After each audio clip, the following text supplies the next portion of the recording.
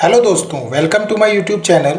जो students upcoming exam जैसे SSC JE, Rajasthan JE और any other state JE AE की तैयारी कर रहे हैं, उनके लिए ये वीडियो काफ़ी हेल्पफुल होगी और काफ़ी क्वेश्चंस इस वीडियो से एग्ज़ाम में देखने को मिलेंगे। हम लोग सब्जेक्ट वाइज और उसमें भी चैप्टर वाइज एमसीक्यू की वीडियोज़ अपलोड करेंगे और आपके एग्ज़ाम से पहले सारे सब्जेक्ट्स कवर करा देंगे। सबसे पहले जो सब्जेक्ट कवर करेंगे वो है सर्वेइंग। तो सर्वेइंग में सबसे पहला जो हम चैप्टर कवर करेंगे वो है आपका fundamental concepts of surveying, maps and scale. इससे रिलेटेड हम लोग क्वेश्चंस करेंगे। तो सबसे पहला क्वेश्चन जो है वो आपका, the survey in which the curvature of the earth is taken into account is called. देखिए, अर्थ के कर्वेचर पे बेस्ड हमारे दो टाइप्स के सर्वे होते हैं। वो होता है आपका जियोडेटिक सर्वे एंड प्लेन सर्वे।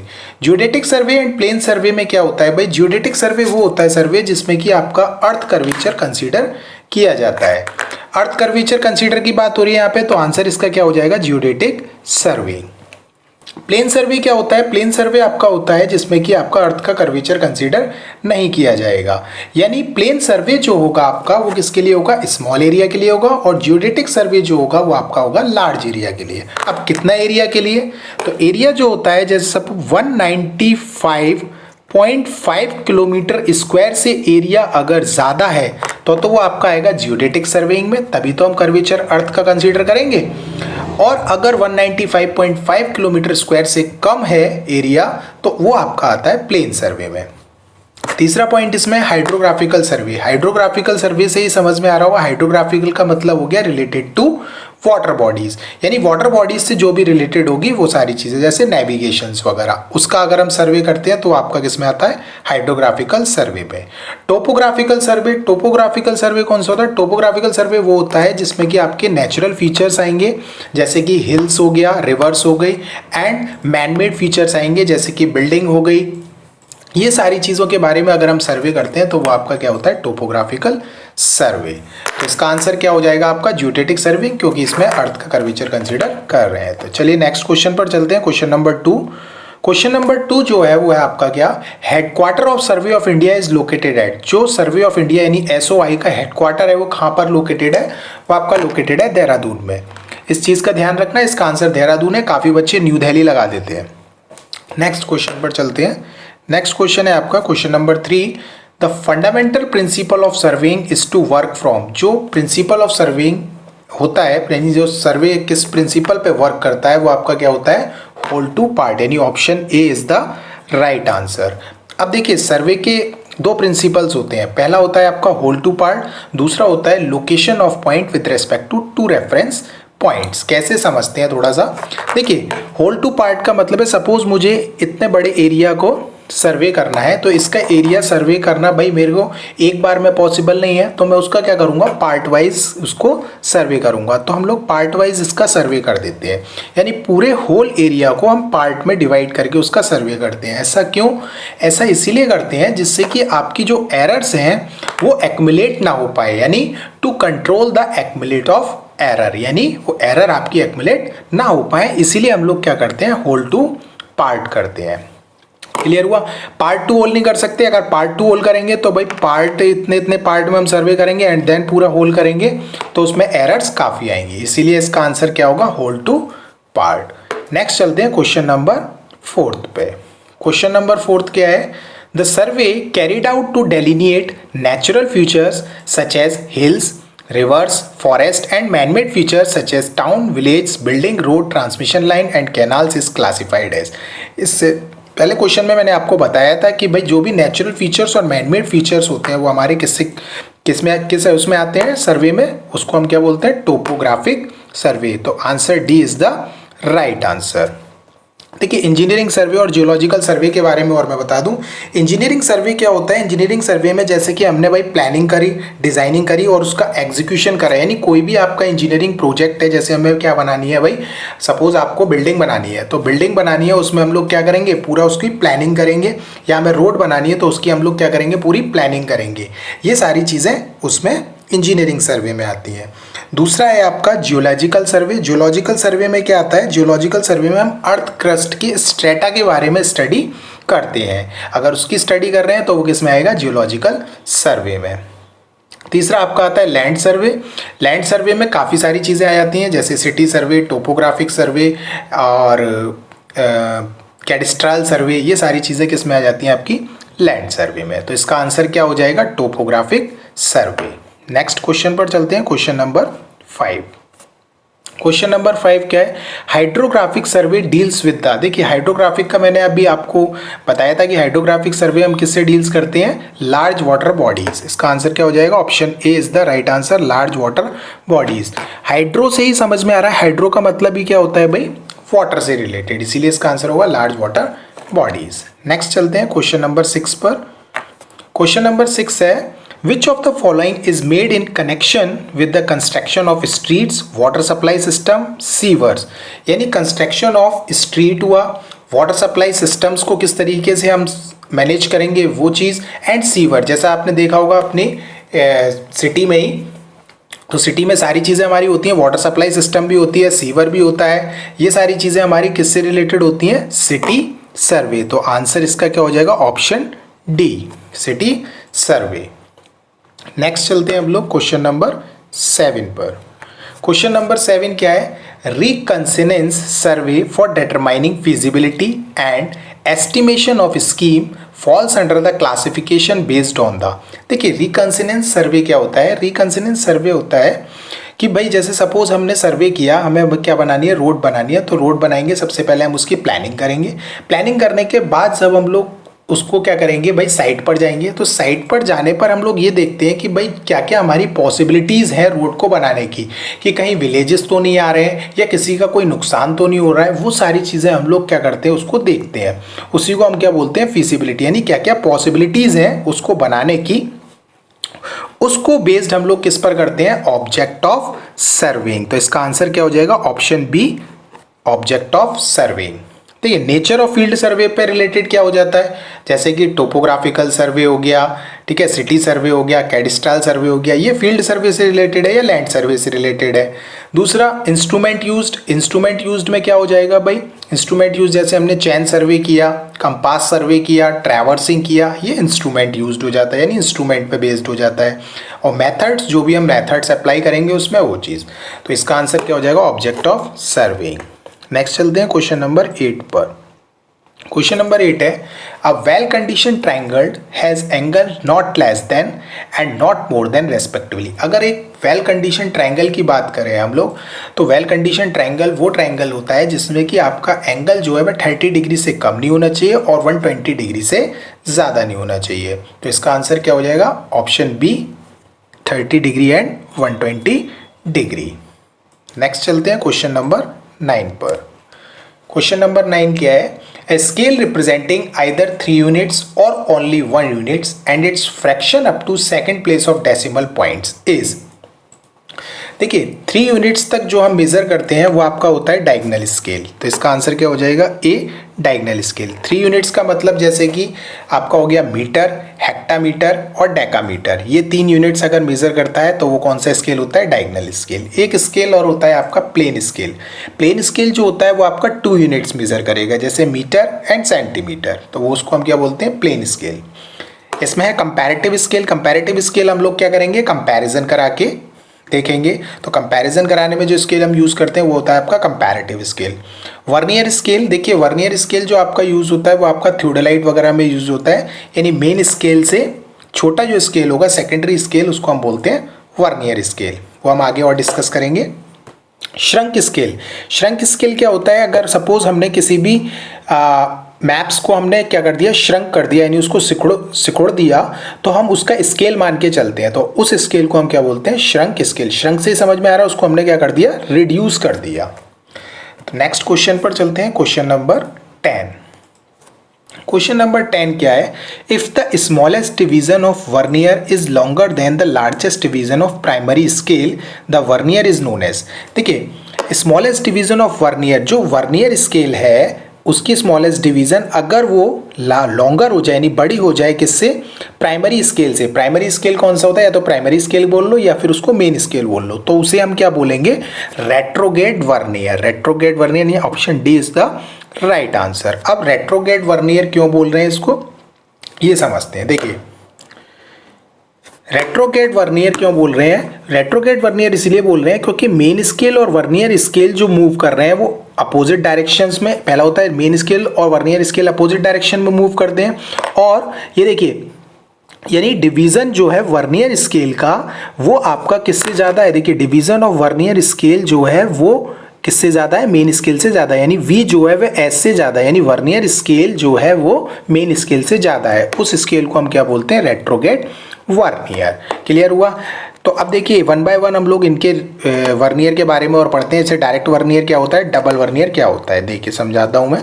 बहुत अच्छा इंपॉर्टेंट टॉपिक है, तो इसीलिए हम इसको थोड़ा डिटेल में पढ़ेंगे। देखिए वर्नियर स्केल मैंने बताया सेकेंडरी यूनिट होती है मेन स्केल की, which is used for exact measurement, जो आपका थियोडोलाइट में यूज़ होता है। अब ये 4 टाइप्स के वर्नियर होते हैं।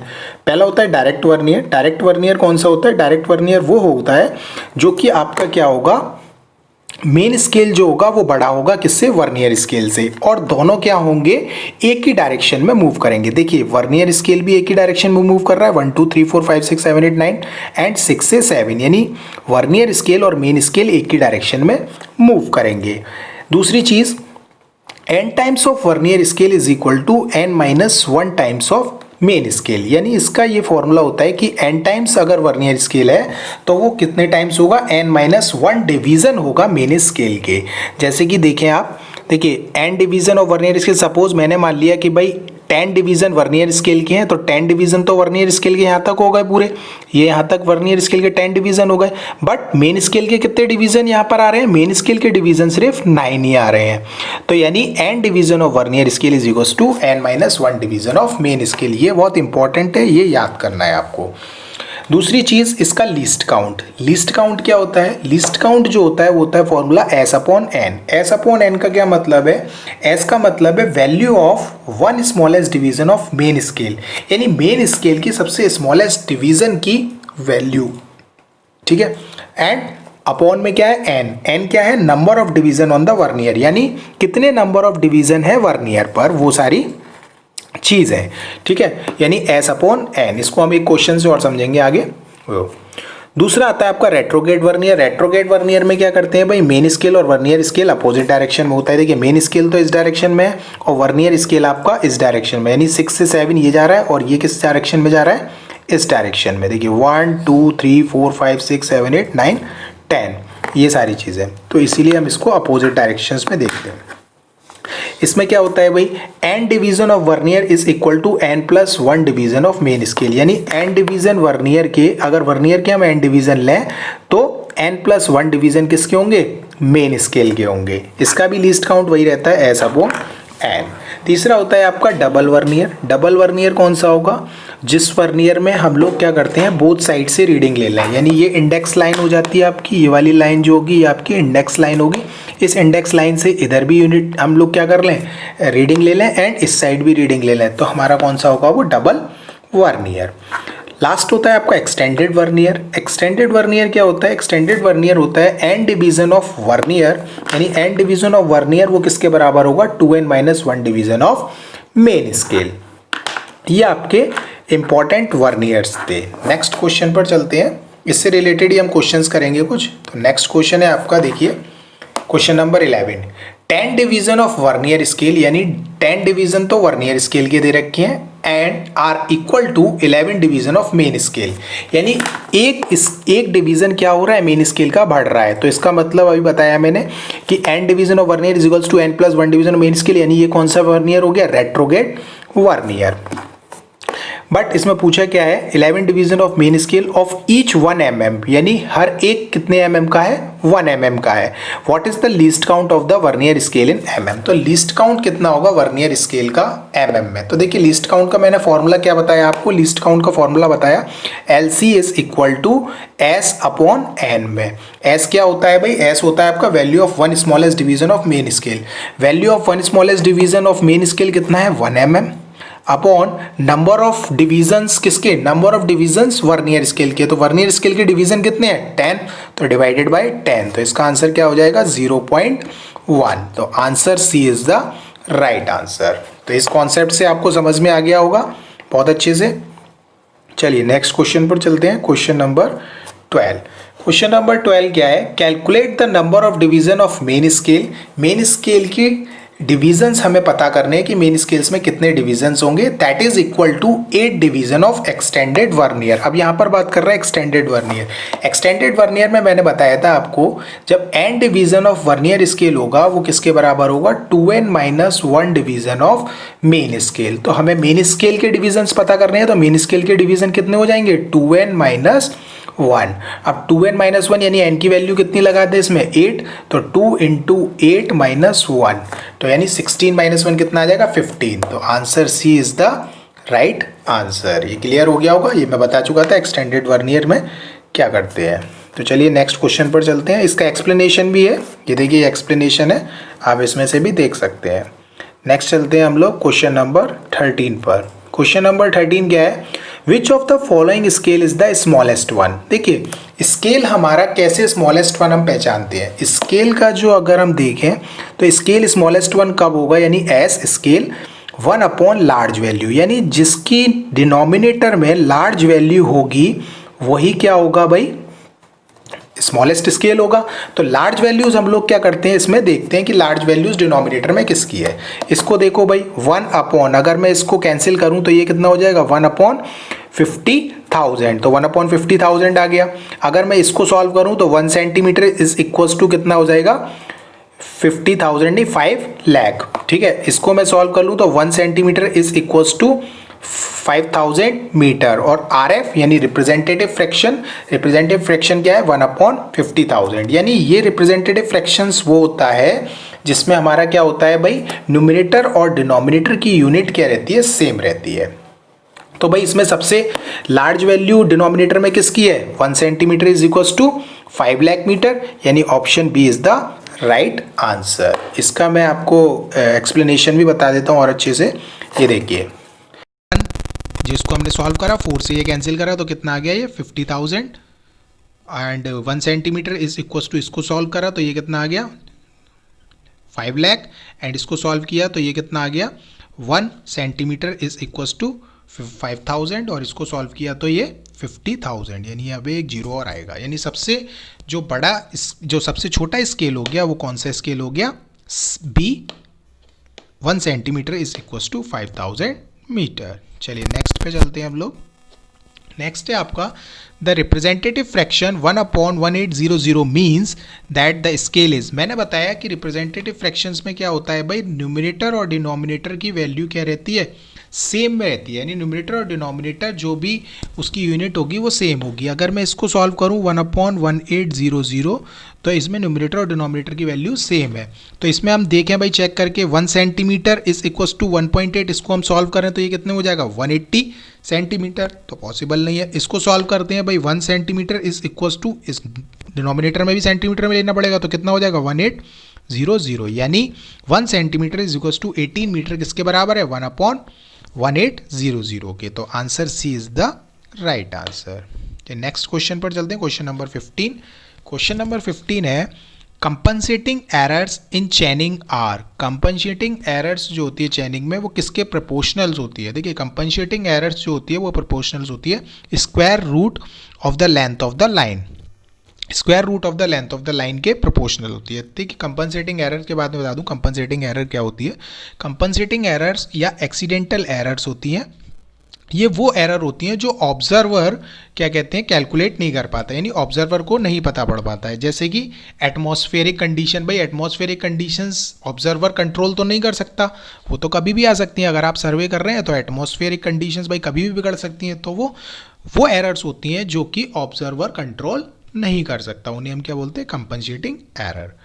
दूसरी एरर और एक और होती है क्यूमुलेटिव एरर। क्यूमुलेटिव एरर कौन सी होगी, क्यूमुलेटिव एरर वो होती है जो कि सेम साइज और साइन की होती है।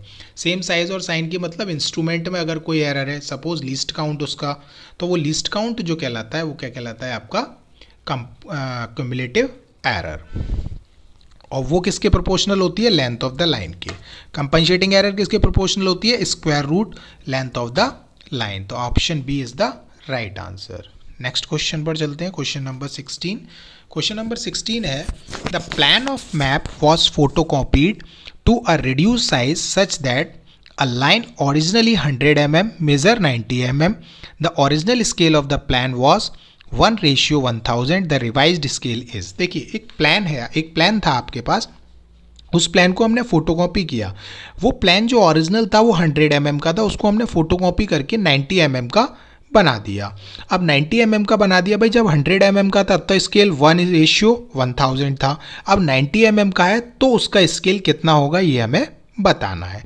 तो देखिए मैंने आपको बताया था भाई एक श्रंक स्केल या श्रिंकेज फैक्टर।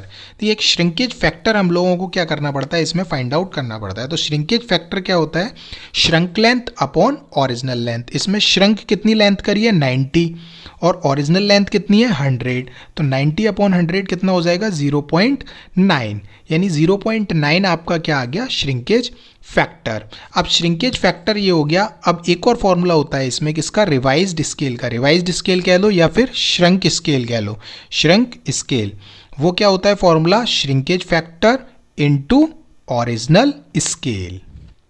तो shrinkage factor into original scale. जब हम इसकी कैलकुलेशन करेंगे तो कैलकुलेशन करने पर देखिए क्या है, एक्सप्लेनेशन और दे देता। देखिए होता है shrunk scale is equals to original scale into shrinkage factor and shrinkage factor is equals to shrunk length upon actual length. तो हमने श्रिंकेज फैक्टर पहले निकाला, श्रिंकेज फैक्टर आपका 0.9 आ गया। एंड देन रिवाइज्ड स्केल का फॉर्मूला क्या हो जाएगा, रिवाइज्ड स्केल बोल लो या श्रंक स्केल बोल लो, बात एक ही है। Original scale into reduction factor. Reduction factor कितना है 0.9, ओरिजिनल स्केल कितना था 1/1000। जब हम इसको 0.9 को नीचे लेके आएंगे तो नीचे लेके आने पर ये क्या हो जाएगा 1/1000, 0.9 पॉइंट हटाया 0 बढ़ाया, तो आंसर क्या हो जाएगा 1/1111। ठीक है, तो answer B is the right answer, यानी 1111। आंसर बी क्या हो जाएगा इसका राइट आंसर। नेक्स्ट चलते हैं क्वेश्चन नंबर 17 पर। देखिए कुछ आपके सर्वेइंग के इंस्ट्रूमेंट्स होते हैं, उनसे रिलेटेड क्वेश्चन भी आपसे पूछ लिया जाता है। तो उसी पे बेस्ड ये क्वेश्चन है। क्वेश्चन क्या है, which of the following quantity is measured using a planimeter. Planimeter एक इंस्ट्रूमेंट होता है, उससे हम लोग क्या मेज़र करते हैं, उससे हम लोग जो मेज़र करते हैं वो हम लोग एरिया मेज़र करते हैं। यानी इसका आंसर है आंसर ए एरिया। भाई अब मैं कुछ इंस्ट्रूमेंट्स आपको बता दे रहा हूँ कि इंस्ट्रूमेंट से हम क्या क्या चीज़ें मेज़र करते हैं। देखिए ये सारे इंस्ट्रूमेंट्स हैं, इससे हम क्या क्या चीज़ें मेज़र करते हैं। देखिए सेक्सटेंट होता है, सेक्सटेंट से हम लोग मेज़र करते हैं क्या, horizontal angle and vertical angles. यानी हॉरिजॉन्टल एंगल और वर्टिकल एंगल जो होता है वो हम लोग सेक्सटेंट से मेज़र करते हैं, चाहे वो बॉक्स सेक्सटेंट्स हो या नॉटिकल सेक्सटेंट्स हो। दूसरा है आपका सब्सटेंस बार, ये बहुत इंपॉर्टेंट है सब्सटेंस बार। सब्सटेंस बार से हम लोग जो मेज़र करते हैं वो हम लोग मेज़र करते हैं हॉरिजॉन्टल डिस्टेंस, किसकी, रफ कंट्री की या फिर अंडुलेटेड एरिया की। अंडुलेटेड एरिया की जो हॉरिजॉन्टल डिस्टेंस वो हम मेज़र करते हैं वो किससे करते हैं, सब्सटेंस बार से। ये भी काफ़ी बार क्वेश्चन पूछा गया है। तीसरा आता है क्लिनोमीटर। क्लिनोमीटर क्या होता है भाई, क्लिनोमीटर भी आपका एंगल मेजरिंग इंस्ट्रूमेंट्स होता है। ये भी हॉरिजॉन्टल और वर्टिकल एंगल मेजर करता है सेक्सटेंट की तरह पे। या तो आपको सेक्सटेंट पूछेगा या फिर क्लिनोमीटर ऑप्शन में दे रखा अगर एंगल मेजरिंग दे रखा है तो क्वेश्चन में। पेंटाग्राफ, पेंटाग्राफ बहुत इंपॉर्टेंट है, इस पर भी और ध्यान देना। पेंटाग्राफ वो होता है जिससे कि हम लोग क्या कर सकते हैं, अपने प्लान को या तो रिड्यूस कर सकते हैं या फिर उसको इनलार्ज कर सकते हैं, यानी जूम इन जूम आउट कर सकते हैं एक तरीके से अगर हम बोला तो वो क्या होता है आपका पेंटाग्राफ, यानी एक इंस्ट्रूमेंट है। उससे हम लोग क्या करते हैं, किसी भी ऑब्जेक्ट को जूम इन या जूम आउट कर सकते हैं। प्लानीमीटर, प्लानीमीटर में बता ही चुका, measurement of area of cross section, measurement of area of cross sections. और सारे इंपॉर्टेंट नहीं है, थोड़ा बहुत पढ़ लेना, जो जो इंपॉर्टेंट थे वो मैंने बता दी है। ये भी कभी कभार पूछ लेते हैं भाई फैथोमीटर क्या होता है, ये सारी चीज़ें। चलिए नेक्स्ट क्वेश्चन पर चलते हैं। Question number 18। क्वेश्चन नंबर 18 क्या है, what is pantograph used for. अभी मैंने बताया पेंटाग्राफ किसके लिए यूज करते हैं हम, फॉर इनलार्जिंग और रिड्यूसिंग प्लान, यानी option C is the right answer. उसको जूम इन और जूम आउट करने के लिए किसी भी प्लान को या तो आप रिड्यूस करो या उसको इनलार्ज करो। नेक्स्ट आता है आपका क्वेश्चन नंबर 19। क्वेश्चन नंबर 19 क्या है, in optical square angle between mirror is. देखिए ऑप्टिकल स्क्वायर जो होता है, ऑप्टिकल स्क्वायर और क्रॉस स्टाफ, ये हमारे दो इंस्ट्रूमेंट होते हैं। इससे हम लोग क्या करते हैं भाई, अपना राइट एंगल मेज़र करते हैं, यानी ये दोनों इंस्ट्रूमेंट्स राइट एंगल मेज़र करते हैं। ऑप्टिकल स्क्वायर में दो मिरर्स होते हैं। देखिए ये सपोज ऑप्टिकल स्क्वायर हो गया, इसमें एक होगा आपका क्या, इंडेक्स मिरर और एक होगा आपका हॉरिजॉन्टल मिरर। तो इन दोनों के बीच का जो एंगल बनता है वो आपका कितना डिग्री का एंगल बनता है, 45 डिग्री का, यानी optical square angle between mirror is 45 degree. Option C is the right answer.